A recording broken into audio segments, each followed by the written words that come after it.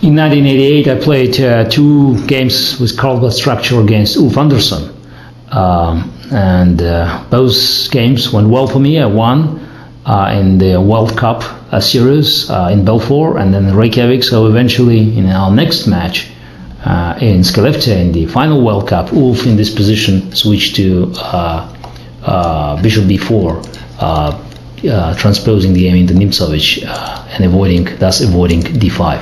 So D5, C takes D5, Bishop G5. We reach this position, and I have to say that in Reykjavik, Ulf chose Knight H5, looking for a different strategy, exchanging the bishops immediately and then going Knight B6, Bishop A6, castle, but couldn't equalize fully. Now in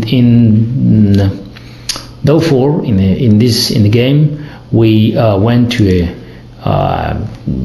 classical continuation, and here we reached a position where, as already described, White had a chance of advancing pawns on the queen side, but also playing F3, which was my all-time favorite move, trying to protect E4 square from black knights appearing there, but more important, looking for a good moment, good opportunity to push E3, E4, gaining solid advantage in the center, because if after E4 black takes on E4, then after F takes E4, White rook is already playing on an open F file, so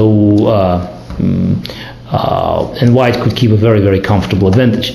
But of course, that's all dreams, and in real life, Black is always trying to keep an eye on this development. And after Bishop E6, it's probably a bit premature to push E4. That's, for instance, we just make this move because then Black could take on E4. He takes E4. And now it could play Knight G4, thus creating some pressure. And eventually, Black even could play C5, forcing D5, and then E5, and then square E5 will be occupied potentially by black knights. So Rook A1 is a quiet move, just waiting, not open, not revealing your cards.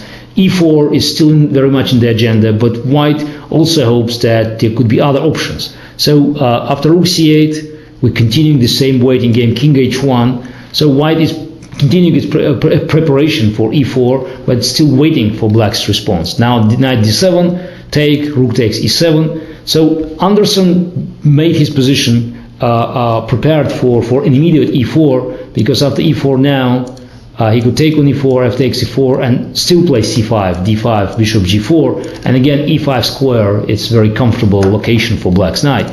So that's why White goes Knight F4, continues putting pressure and avoiding an immediate opening of the position. And after Rook C7, Queen F2, Knight F6, where Black, actually